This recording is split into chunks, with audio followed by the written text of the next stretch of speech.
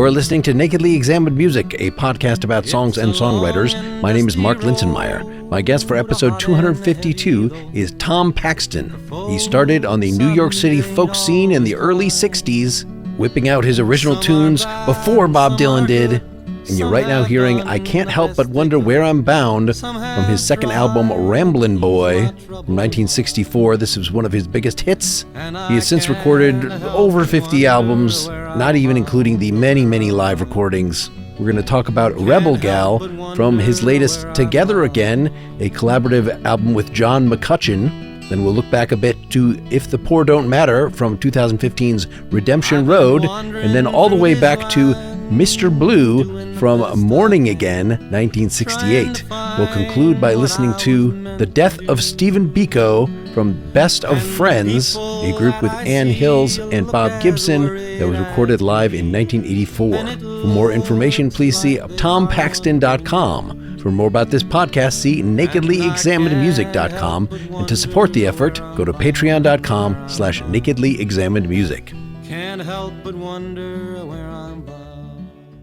So I will have played a little bit of I Can't Help But Wonder Where I'm Bound from Rambin Boy, 1964, just as an orienting thing. Probably people have heard that song. Of course, maybe your even more famous song that more people have heard, although they don't know it's you, is Going to the Zoo from that same time period. Was that right? Huh. Right? I mean, that at least was, I don't know, taught to me in music classes. I should also say my dad he's turning 95 soon, a folk singer from the early 60s in the San Francisco area. So he, was playing, I don't know if he played I Can't Help But Wonder Where I'm Bound. He certainly was very, very familiar with it from his folky past. Do you have any idea how many albums between these beginning points in 63, 64 to, I had at least 50 to get us to the present, something like that? I think it's over 60. Okay. I never bothered to count. I know there's probably 10 or 20 of them that I would just as soon forget about.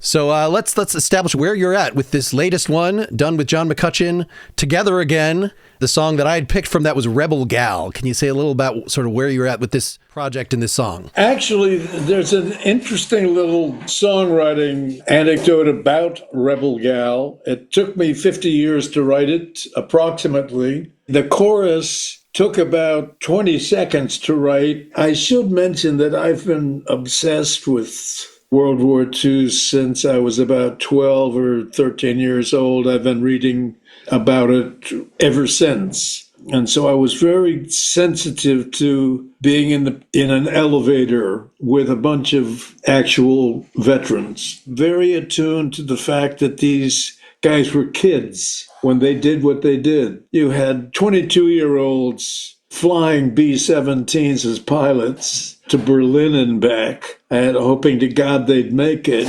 And when we think of what you and I and your listeners were doing when we were 22, you realize what an epic, indescribable difference there was in our lives. Anyhow, I was in the elevator with, about 10 or 12 guys, and I knew what they had done, and I knew where they were in Dayton. And by the time I got off the elevator, the lyric had come to me that went, we came in over the coast of France at 18,000 feet, and life was very sweet to us. And we were all very young, and life was very sweet. And it wasn't until we were in the recording studio here that I came up with the verses. I think I wrote the verses entirely by myself. This is the second album that John and I have done of our songs. There will be more. I'm writing with several other people, Kathy Fink, Tim O'Brien, a wonderful young writer named Jackson Emmer. This song mattered a lot to me. I hope people like it.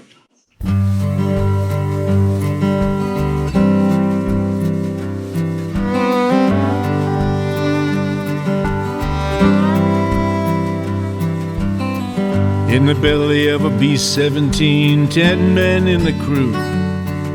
I'm 2 years in as a pilot, and I just turned 22. A crate was named for a rebel gal, Memphis, Tennessee. She could dish it out take it to, and she made a mess of me. We came in over the coast of France at 18,000 feet. All of us were very young, and life for us was sweet.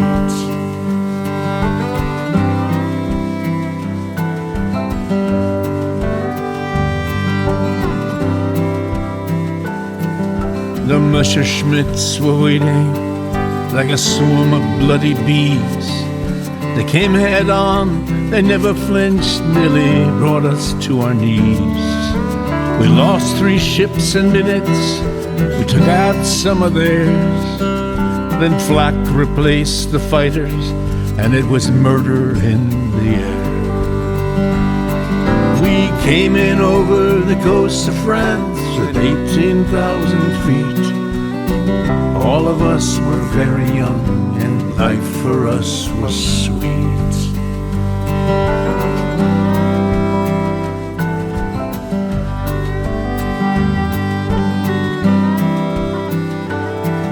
The blood in the plain froze solid in the winter of 45.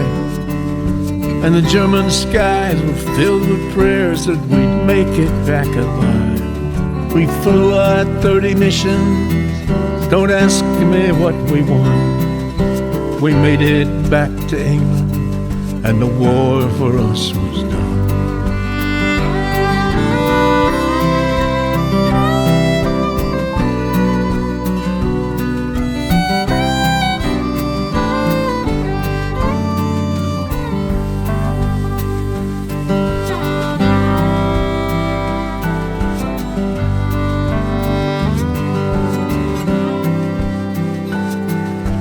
Rebel gal was sold for scrap and gone without a trace.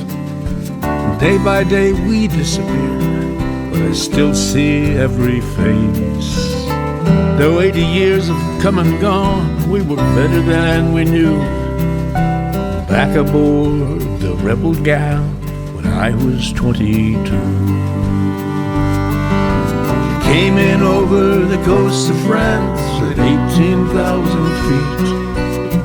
All of us were very young, and life for us was sweet. We came in over the coast of France at 18,000 feet. All of us were very young, and life was very sweet.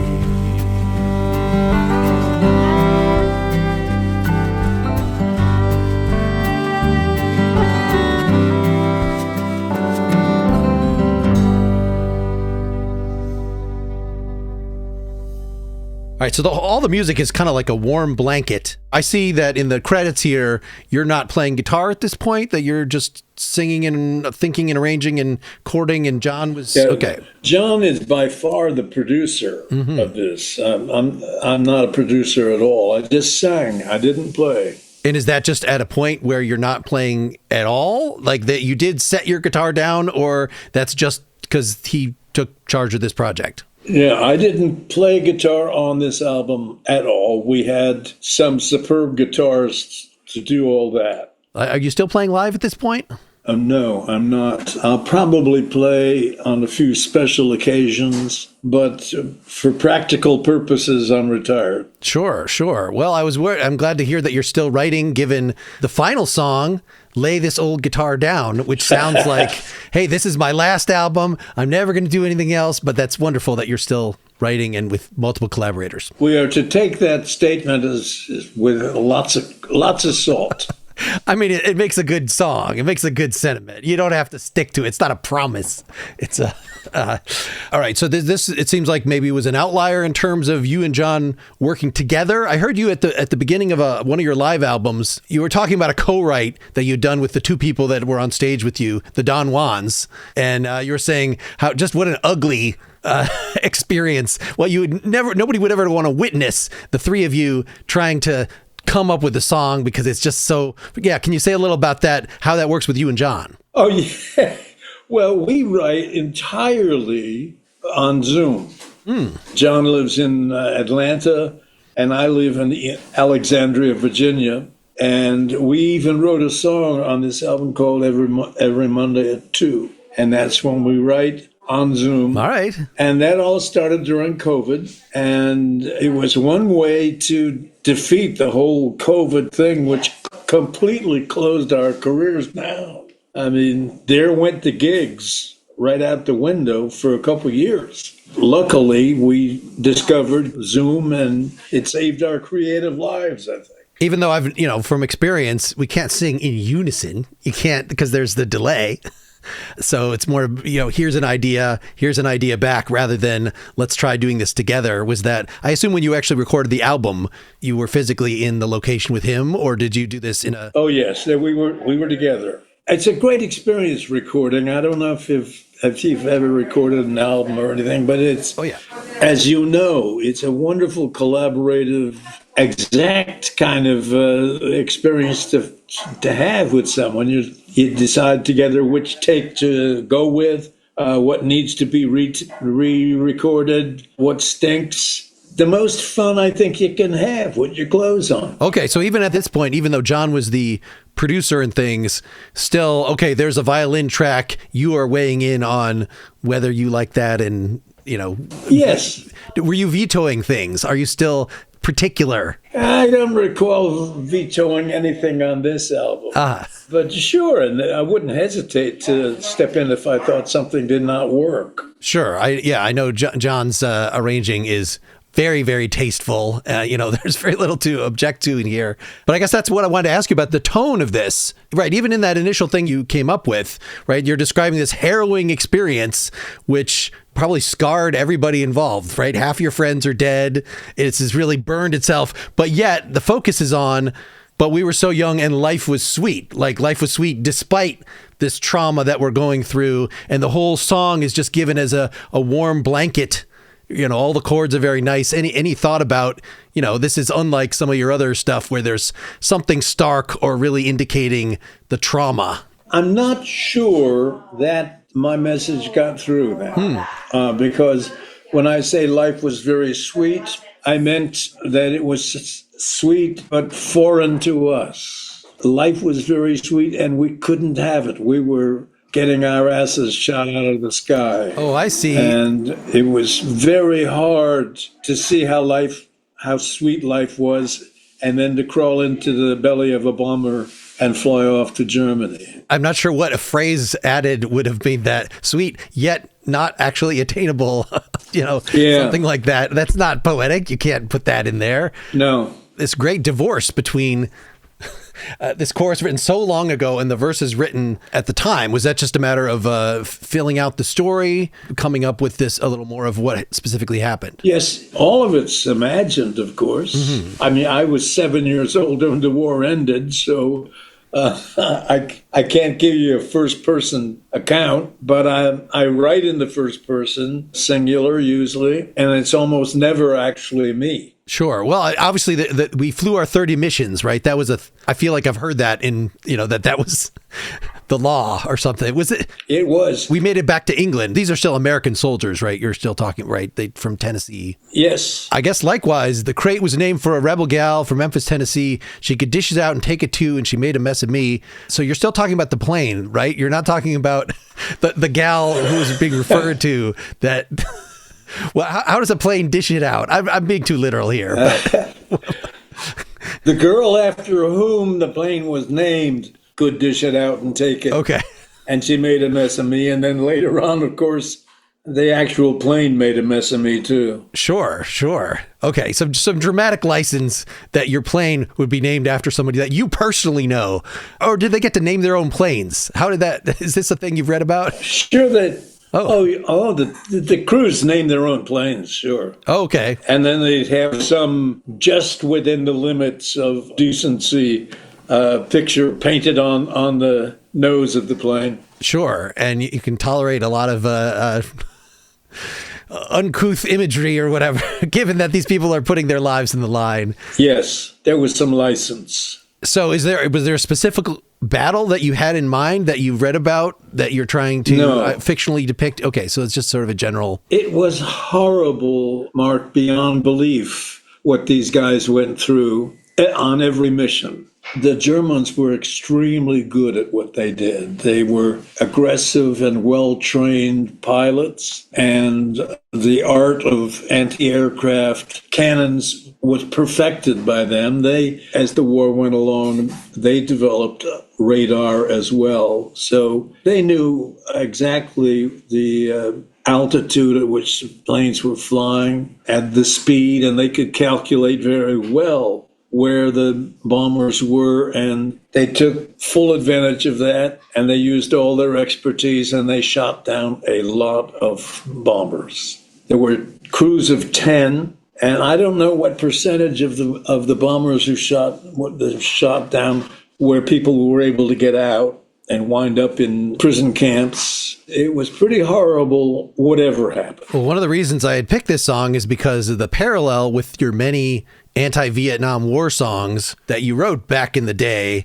But it sounds like when you were writing those songs that you had a much deeper knowledge or interest, even at that time, in actual warfare, as opposed to, the many hippie types who are just, I'm in college, I don't want to go to war. War is terrible. Of course war is terrible, but I don't actually know anything about it. You knew what you were complaining about. Well, I knew a lot more about it because I'd read so much. I was never in war myself. I was in the Army for a while. I have a great respect for everyone who serves. There was parts about being in the Army that I liked. I respect them, as I say, and I just disrespect the ones who put them in harm's way. The politicians who send them to war, I disrespect enormously. The actual service people, I have their back. So do you see Rebel Gal as a very subtle protest song? Like nowhere in there does it say, it says, we came back, don't ask me what we won, right? So it's that is the extent, not, and goddamn those politicians that sent us, it doesn't. Yeah, I kind of take the Kurt Vonnegut point of view. He was a prisoner of war. He was in the town that completely demolished and had no military value at all. He was a prisoner there. He's not angry at the Army. He's angry at who got him where he was. Well, let's get a second song out there. I picked another one that was a protest song of sorts, not in the strident 60s version, but, whatever, this gentler, a more recent thing. If the Poor Don't Matter from Redemption Road 2015. Can you say a little about that before we hear it? Sure. It asks a series of questions. What about the poor people who are living in their car, parked, at a parking meter, and that's the only home they've got? And they try to live out of that and sleep in that and eat in that. Meanwhile, people are walking past and ignoring them entirely. All right, let's just hear it.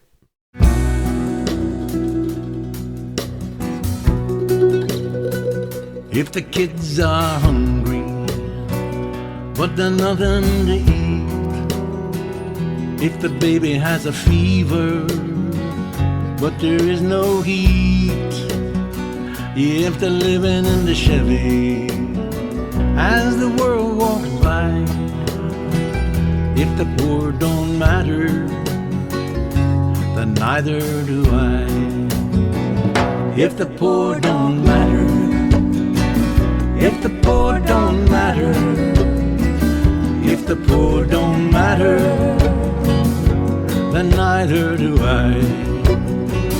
If they're living in cardboard or a packing case, if they're gone by morning and they leave no trace, if nobody wonders if they live or they die, if the poor don't matter,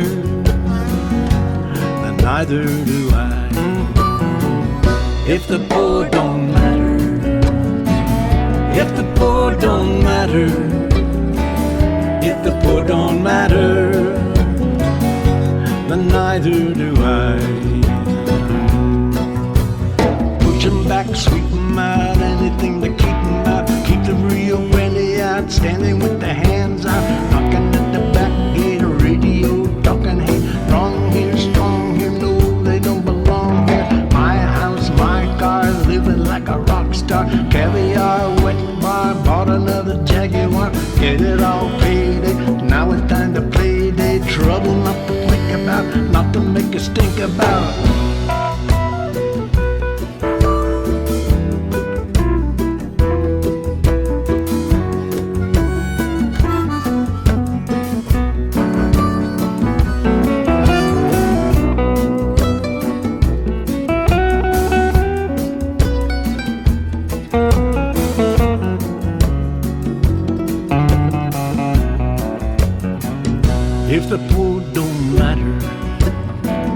if we chase them away.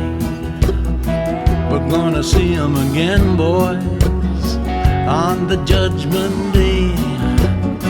We're gonna see them again, boys, on the day we die. If the poor don't matter, then neither do I. If the poor don't matter, if the poor don't matter, if the poor don't matter, then neither do I. If the poor don't matter, if the poor don't matter, if the poor don't matter, then neither do I.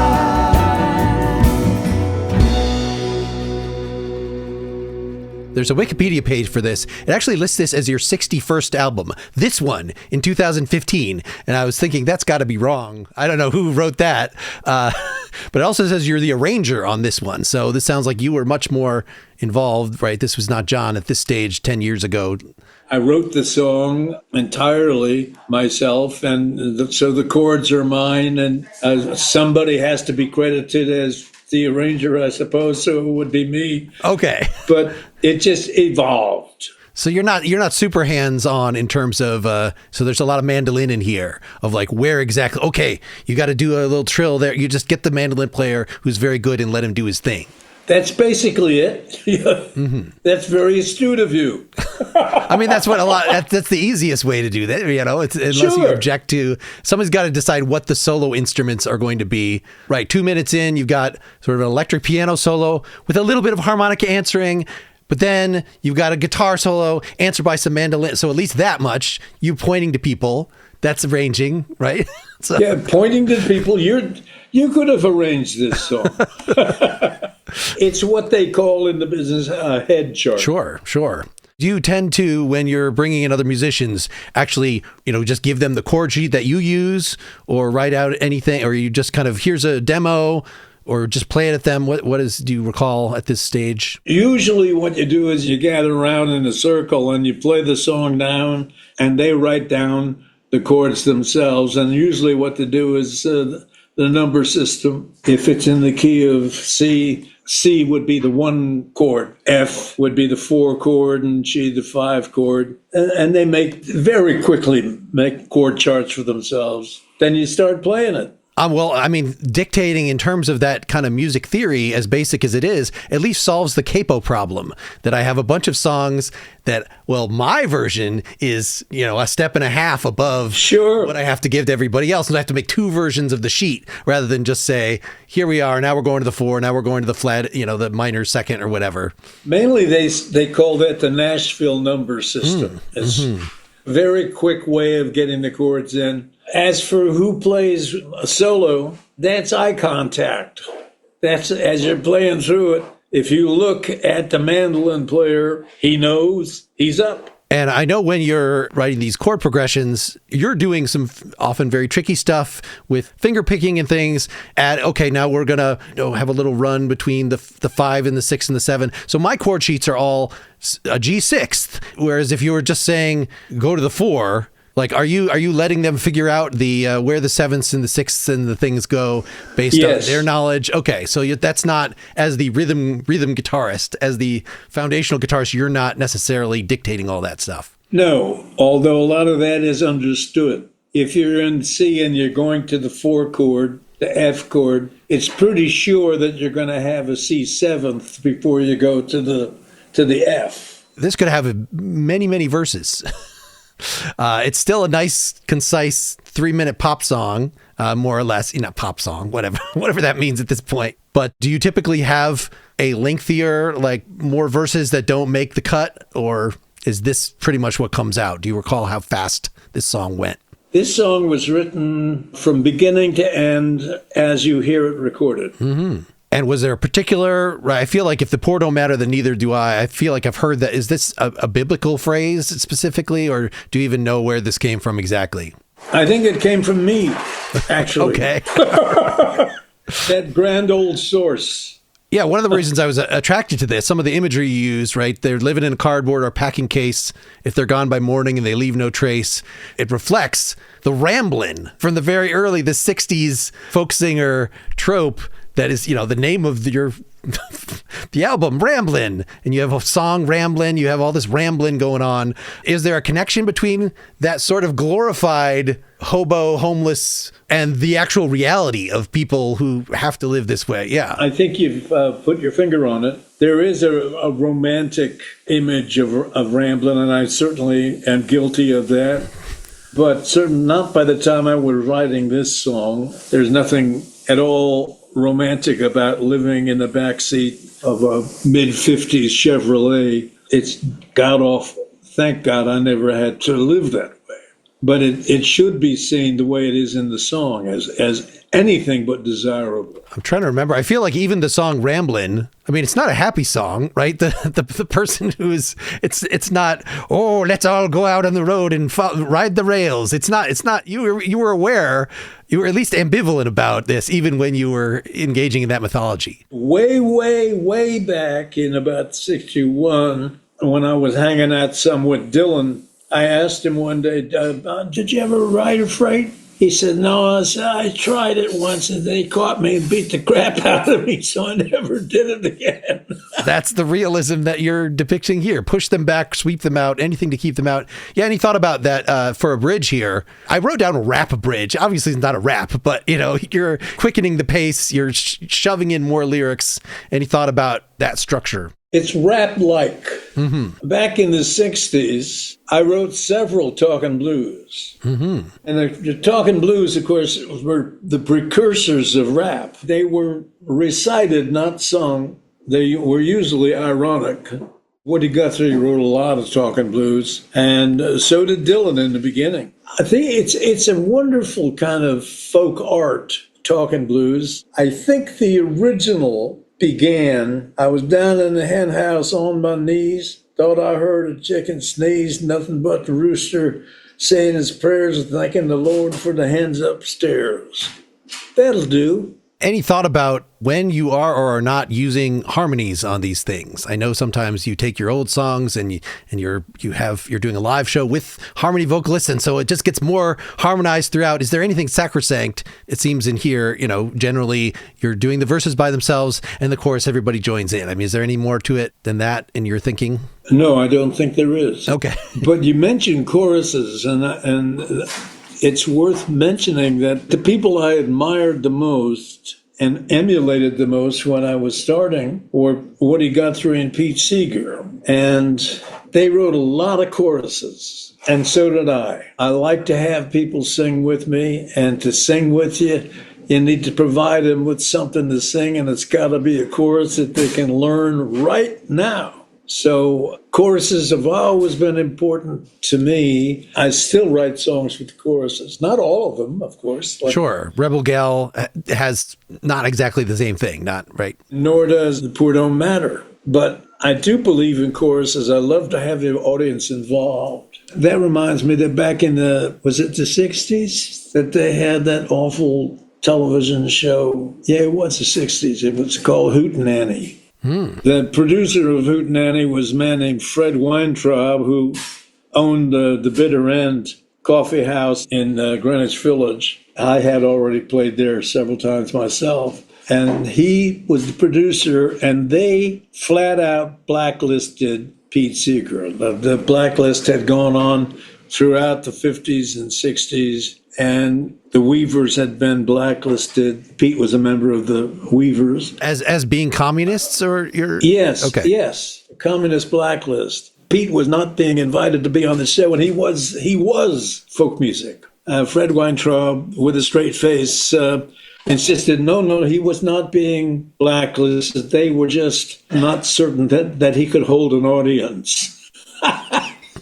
This is a man, Pete Seeger, who had Carnegie Hall rocking to 3-part harmony, and if anyone could lead an audience, that man could. Yeah, so I mean, I guess it depends, not sort of how happy it is, but just what the rhetorical stance of the chorus in question is, right? If the poor don't matter, right? You've got repetition, it's melodic, you can have the harmonies, but it's not a everybody join in. If the poor don't, it's not we shall overcome. It's not I shall be released. It's not, Actually, now and then people would join in on If the Poor Don't Matter, but it was not in a let's sing it. Hymns can be a variety of tones, right? Everybody sings the hymn together, but it could be, something that is not choral. Were you there when they crucified my Lord? There you go. There you go. That's not exactly hootenanny stuff. Well, let's get the third song out there to go more directly to the protest sort of song from 1968, the album Morning Again. I picked Mr. Blue. I wanted to pick something from this period. Is this one of the albums that you wish didn't exist, or are you good with this one? Oh, no, I like that album. Because sure. There's a lot of very aggressive arrangements around this period. And I picked one where I actually really like what the piano and the spastic bass and the drums are doing, but I could see that you may be wanting to distance yourself from some of the things on those albums. That was, what was that album? Was that? Morning Again. Oh, yeah. That was a lot of fun doing that album. I was really starting to invite other elements in, and a new producer did that. He was named Peter K. Seeger. And he brought other musicians in. Pianist David Horowitz brought a great deal to that album. I liked the element of it. There were other reasons, personal reasons, why I got back to simplistic or simple stuff later. But I look back and I listen to that stuff, and I'm glad we did it. All right, well, let's hear the song.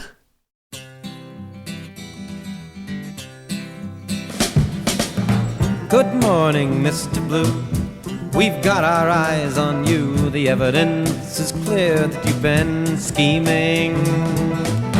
You'd like to steal away and while away the day. You'd like to spend an hour dreaming. What will it take to whip you into line? A broken heart, a broken head. It can be arranged, it can be arranged.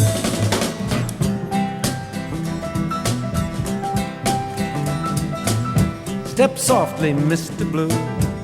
We know what's best for you, and we know where your precious dreams will take you. You've got a slot to fill, and fill that slot you will. You'll learn to love it, or we'll break you. What will it take to whip you into line? A broken heart, a broken head. It can be arranged, it can be arranged.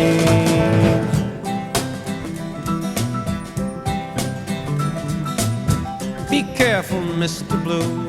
This phase you're going through can lead you nowhere else but to disaster. Excuse us while we grin. You've won our patience thin. It's time we showed you who's your master.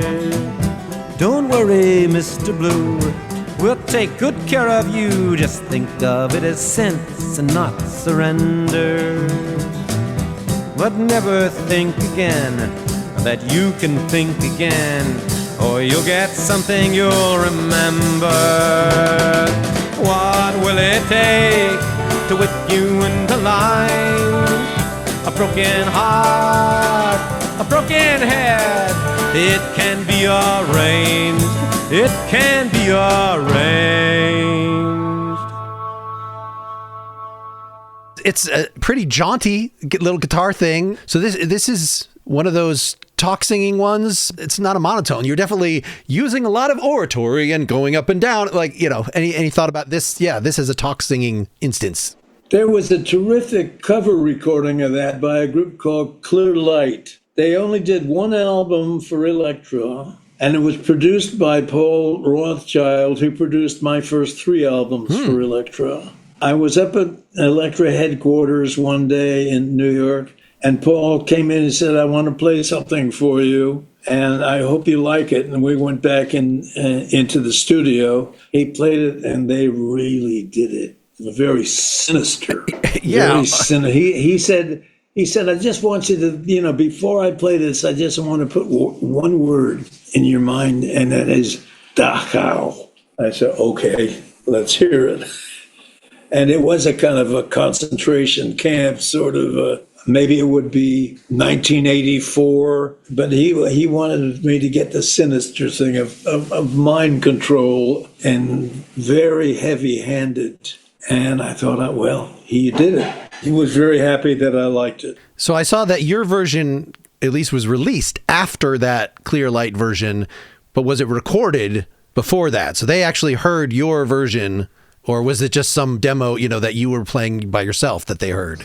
I have no idea. Okay, that's a long damn time ago. He might have heard a demo or something. I will link folks to the Clear Light version. It's 6.5 minutes long, particularly the first half of the verses, right? The good morning, Mr. Blue. You got a little bouncy thing, but they're good morning, Mr. Blue. Like it's quite over the top. It's and it doesn't help matters that Clear Light had two drummers. Okay. Two complete sets of drums. Oh boy. You said that the Peter K. Siegel sort of brought in these other players. One of the most memorable parts of this song is what the piano is doing, what David Horowitz is doing between your verses. This octave thing. Did you have anything to do with that, or did they just kind of do that, or was the producer very hands-on? The producer was hands-on. I know that David Horowitz was very creative. He only had to hear me sing it to have his own ideas about and then he would try things, and he would play figures for me, and I would say I'd rather something else. Mm-hmm. But he was a very creative man. He went on to become extremely successful writing underscores for commercials. Interesting. He won shelffuls of the... whatever the award is for commercials. Yeah. I forget what they call it, but remember either. He won tons of them. Yeah, say a little more about how you were evolving in terms of your protest songs, that you had these very snarky, go buy a gun. Well, and this one is very much kind of like Little Boxes. Like I could see this being taken up by, like Little Boxes was used on Weeds. It was used on a TV show to talk about conformity. And this is still very relevant. This whole young people, you got to get a job, we'll put you in a box. I think I blame Tom Lehrer for a lot of what I did. Like Forest Lawn is flat out me doing Tom Lehrer. A lot of the talking blues, I did talking pop art that was pretty Tom Lehrer as well. Well, that certainly goes with the active piano and stuff. That's not typical of your other things. I figure even for a really good finger picking guitarist, there are only so many patterns that you can come up with, and you want to have a different bed for these many hundreds of songs that you seem to be. Was there a point where you were, let me originate this on piano, or let me just try to change the texture to make it not so much like the last album? The sordid truth is no. Okay. It's working so far. I keep it going.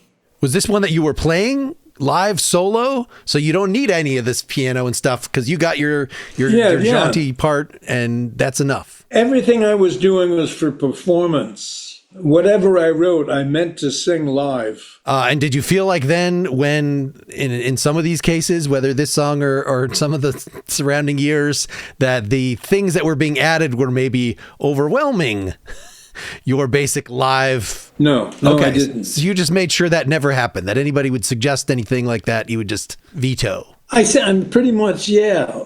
But really, Mark, the people I was working with knew my music. They knew me. And so it wasn't hard for them to play with me. They already knew my style. And I knew the way they played. So these were not very difficult decisions to make. Okay, and certainly wasn't like the record company trying to channel you. Oh, look, psychedelic stuff is big now. You got to do, it was just, this is just what you were writing. Nobody ever tried any of that shit. Was it just that you weren't famous enough for them to do that, or exactly? You got it. Sure. I remember what I wanted to play. So besides this very active bass part and your part and the piano and the drums, which are also very active, every chorus, there's this synth or something that comes in going, "Wah." What will it take to whip you into line? A broken heart, a broken head, it can be your rain. Maybe it's just backwards reverb. Do you remember what there was? It was an early, if not the earliest, Moog. Oh, okay. David had, I think, the first Moog. And then we get a little more of that as the song progresses. And the very end of the song Can be arranged. So you can hear just this little bit of, which is like a Beatlesque sort of backwards guitar. So like, but it's not, it's so subtle. It's not, Revolver. Tomorrow Never Knows. No, I don't remember. Okay, so clearly this was the producer doing something contemporary, not something that you had a strong opinion about at the time.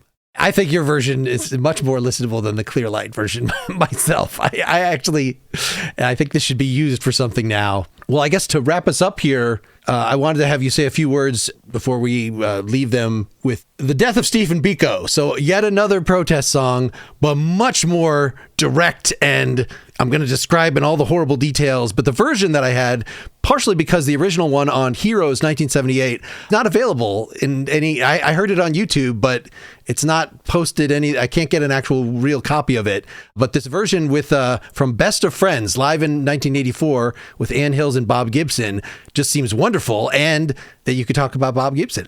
Bob Gibson was one of my early heroes. I couldn't believe that I wound up partnering with him. Bob and Ann Hills and I had a trio, which was the joy of my life. It was called The Best of Friends.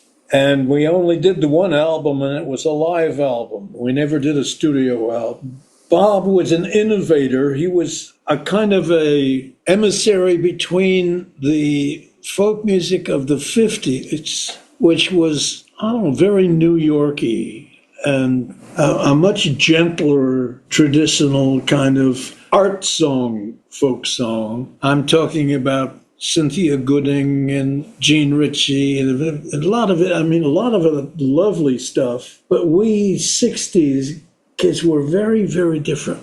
We were younger generally than they were by 10-year differences, and also a different kind of mindset. We were more in your face, I think. Bob was all the things that you would ask for in the 50s, but he had a lot more dynamism, and he was much more of a lively performer, a lot more rhythm-based. And when he picked up the 12-string guitar, he really drove it. Played beautiful banjo as well. He was a big star in that end of the 50s, early 60s. And then he joined hands with Bob Camp. Hamilton Camp. And well, later on it became okay. Hamilton Camp. And originally it was Bob Camp. Okay. And then it was Hamilton Camp, and then it was Hamid Hamilton Camp. Okay. I believe my dad took me to one of their shows when I was really young with the two of them together, yeah. They were fantastic. Bob and Bob Camp became stars in Chicago. They owned the place. And then they both picked up drug habits. And within a couple of years, no one knew where they'd gone. Then they came back, Bob came back sober and straight, and so remained for the rest of his life. And we became great friends and partners, and he produced like 5 or 6 of my albums. And then in the middle of the 80s, I decided I wanted to have a group. And so I knew I wanted to be with Bob, and Bob knew this new young girl in town in Chicago named Ann Hills. And so I heard her, and I thought, God, she's great. So we did this a series of gigs over a couple of years. We played a lot of the folk venues. Financially, it couldn't work. I had kids in education and stuff like that. And so I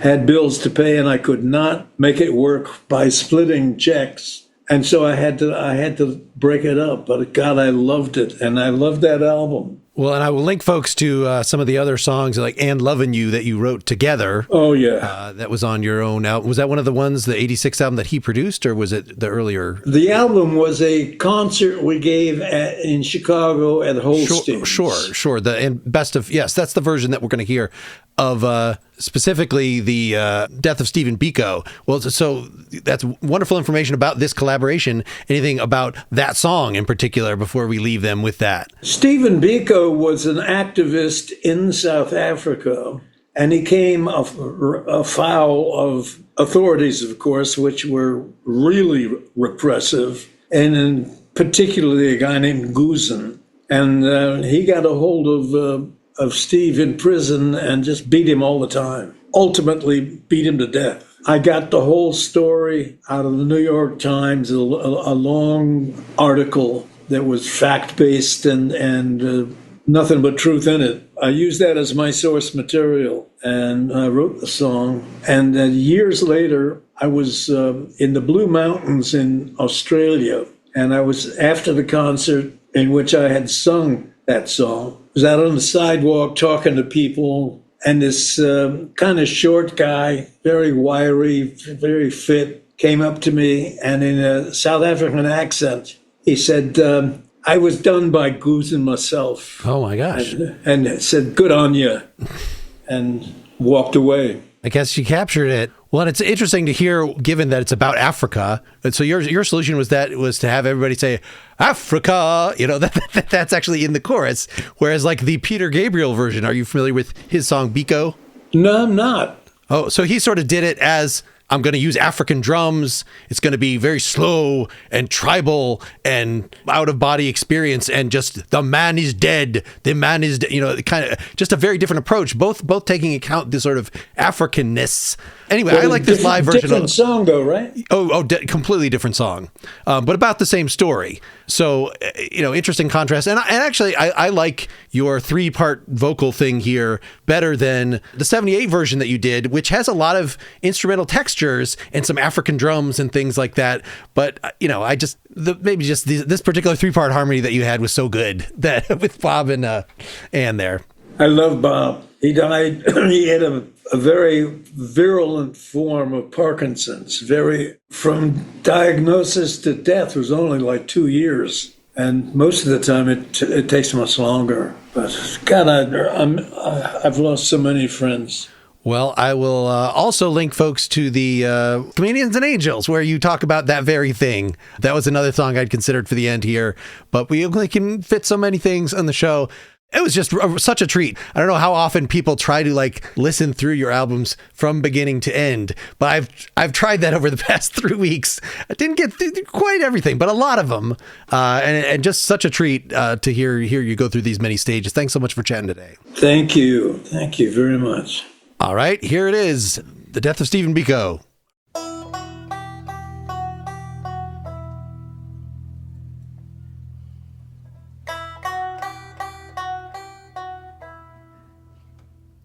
Stephen Biko lay in shackles on a urine-sodden mattress.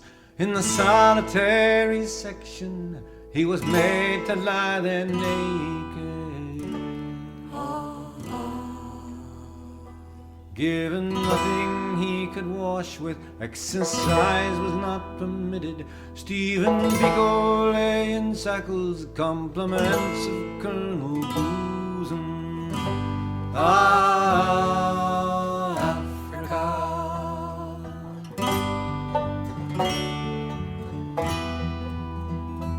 Port Elizabeth, the prison, South Africa, the nation. Stephen Biko lay in shackles, though his hands and feet were swollen. In the close interrogation, he was beaten like the others. He was put back in the shackles, compliments of Colonel Guzan. Africa. Africa. He was sick and he was dying. Prison doctors came to see him. When the cops spoke to the doctors, they said nothing much is wrong here. Just a short stay in the infirmary, then it's back down to the shackles on a urine sodden mattress, compliments of Colonel Goosen. Africa,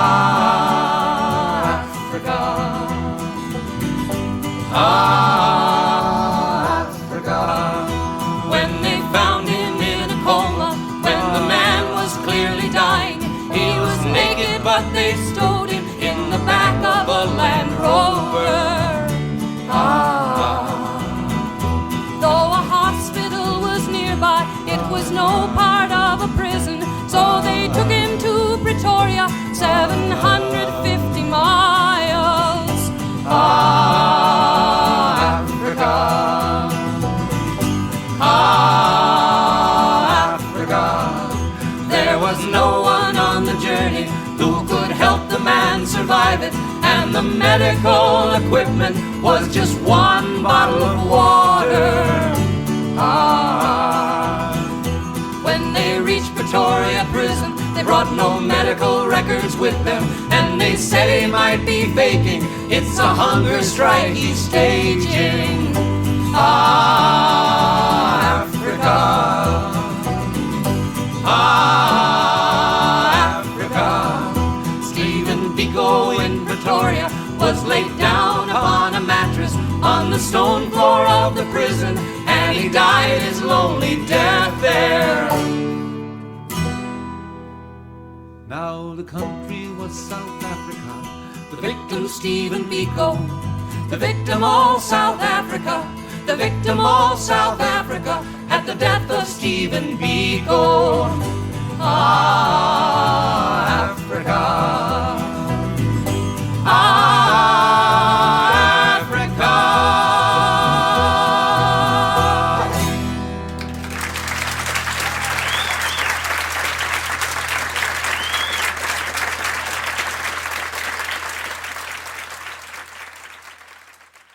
Thanks so much to Tom. That was a real honor, and I must thank John McCutcheon, his partner, who had arranged this interview.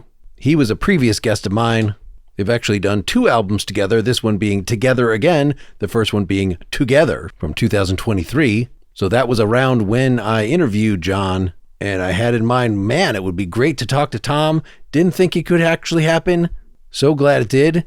I think Tom is probably the oldest guest that I've had on the podcast. And the fact that he, knows how to use Zoom and is mentally very together, that is wonderful, even if he has passed the age where he wants to play a guitar with his hands. Of course, going through all his albums, there are many, many eras, like the whole many children's album songs that we didn't really talk about. I'm glad he was willing to get into the late 60s with me. Many of those albums in the late 60s or early 70s are very much of their time. No longer the classic, mostly one-man folk, but still very socially conscious, often with very elaborate arrangements. I'll say he survived the 80s pretty well. There are a couple albums that are a bit overproduced, but there's nary a drum machine to be heard that I could tell. And he certainly had a burst of productivity in the aughts. Anyway, you can learn about all this at tompaxton.com or just look him up on Wikipedia. The weather is warm in here. Hope you're all doing well. Being creative, staying musical, or however you do creativity, whether you're playing music or just listening to it, keep on musicking. Until next time, this is Mark Linton Meyer signing off. Can't help but wonder where I'm bound.